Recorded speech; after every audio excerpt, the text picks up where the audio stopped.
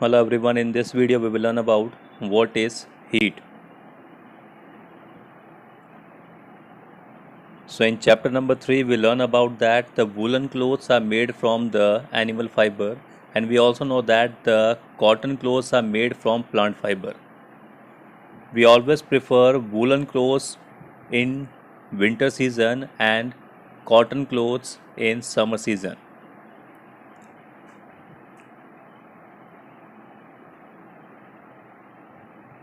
Now why we are wearing different type of clothes in different season?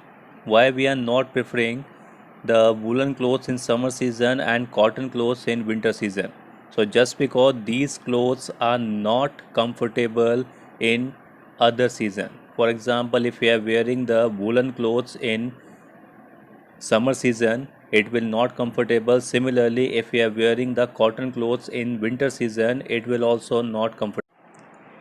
We also prefer light color clothes in summer season and dark color clothes in winter season. Just because light color clothes are reflecting the light, it makes or it feels coolness, while the dark color clothes absorb the light, that is why it makes or it feels quite warmness. In winter we feel cold inside the house. If we come out in the sun, we feel warm. In summer we feel hot even inside the house. So how do we know whether an object is hot or cold? And how do we find out how hot or cold an object is? So in this chapter we will try to find out some of these questions. In our day-to-day life we come across various type of objects. We see that some of the objects are cold while some of the objects are hot. We also know that some of the objects are hotter than others while some of the objects are cooler than others. So how do we detect which object is hotter than other? We offer doing this by touching them. That means by feel that object or by feeling we can easily observe which one is hotter and which one is cooler. But is our sense of touch reliable? That means are we able to find out correctly that which object is warm and which object is cool? Let's find out. So for this we have to perform an activity. In this activity, first of all we have to take 3 mug or tubs or any containers and label them A, B and C. So we have to take 3 containers and we have to label them A, B and C. We have to put cold water in mug A and hot water in mug B, and that water should not be too much hot that we can burn our hand. In container C we have to take half of cold water and half of hot water. Now we have to dip our left hand in container A and right hand in container B for 2 or 3 minutes. After 2 or 3 minutes we have to remove our hand from both the containers and put our hands in container C. Now what we will observe? We will observe that our left hand is feeling that C contains the hot water, while the right hand it will feel that it contains the cold water. Now what we will conclude? So by this activity we can conclude that our sense of touch is not reliable. If we are observing any object is hot or cold by simply touch, it is always not correct. Then how do we find out how hot an object is? So a reliable measure of the hotness of an object is its temperature. That means if we are observing anything and that is hot or cold, we can only say after observing its temperature. And temperature is measured by a device that we call the thermometer. So by using a thermometer we can easily check the temperature of any object, and by this we can easily conclude that which object is hot and which object is cool. Now, whenever we are suffering from fever, a doctor always check our temperature using a thermometer. And the thermometer that we use for measuring our body temperature, that thermometer is known as the clinical thermometer. So figure 4.2 denoting the clinical thermometer. It is a diagram of a clinical thermometer, how a clinical thermometer is look like. So a clinical thermometer consists of a long, narrow, uniform glass tube. It has a bulb at one end. This bulb contains a metal that we call mercury. It is in liquid state. Outside the bulb, a small shiny thread of mercury can be seen. On clinical thermometer, two types of scales we can easily observe. First is the degree Fahrenheit scale that we denote from degree and capital F. Its range is 94 to 108 degrees.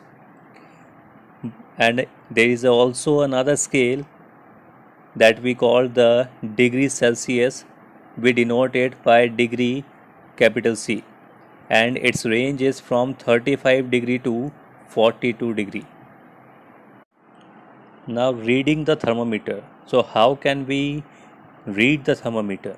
So first of all, note the temperature difference indicated between the two bigger marks. Also note down the number of divisions between these marks. Suppose the bigger marks read 1 degree and there are 5 divisions between them. Then one small division can read 1 by 5 equals to 0.2 degrees centigrade. Now for reading this, first of all, wash the thermometer, preferably with an antiseptic solution.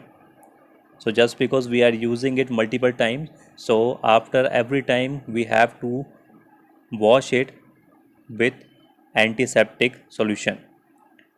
Hold it firmly and give it a few jerk. So few times we have to make a jerk. This jerk will bring the level of the mercury down. Ensure that it falls below 35 degrees centigrade. Now place the bulb of the thermometer in our mouth, under your tongue. After 1 minute, take the thermometer out and note the reading. This is our body temperature. Now the temperature should always be stated with its unit. That means degree centigrade or degree Fahrenheit. If we are saying that our body temperature is 30 degrees centigrade, then it is okay. But if we are saying our body temperature is 37 degree Fahrenheit, then it is too much less. Similarly, if anyone saying that fever is 102, now it is not denoting any type of units, so we are not saying that it is a correct reading of a body, because our body temperature is always between 35 to 42. It is the maximum. But if anyone is saying 102, then it is always in degree Fahrenheit. Now if I am saying our body temperature is 37 degrees centigrade, it doesn't mean that it will always a constant temperature. That means our body sometime it is getting the higher temperature and sometime it has low temperature. If we are doing any hard work, no doubt our body temperature will increase. So it doesn't mean we are getting a fever or we are suffering from fever. Similarly, if we are not doing anything, sometime our temperature became below 37 degrees centigrade. And sometime if we are not using the thermometer properly, then also it will not showing the correct reading. Now some of the precautions that we have to use, or we have to make sure that we are using the clinical thermometer properly, so we have to take some precautions. So first is the thermometer should be washed before and after use, preferably with an antiseptic solution. So just because the thermometer is used multiple times, so before every use and after use, we have to wash it by using a antiseptic solution so it will not create any type of infection in others. Second thing, ensure that before use the mercury level is below 35 degrees centigrade. That means whenever we are using the thermometer, we should ensure that the level of the mercury should be below 35. If it is exceeding the 35 degrees centigrade, then it will not showing the correct temperature. Third thing, read the thermometer keeping the level of the mercury along the line of the site. For example, like this. So we have to see it properly. It should be at the straight of our site. Now handle the thermometer with care. Just because thermometer is made up of glass and it is a delicate thing, that is why it should be handled carefully. If it is hit against some any hard object, it can break. And lastly, don't hold the thermometer by the bulb while reading it. Otherwise, it will not give you a proper reading.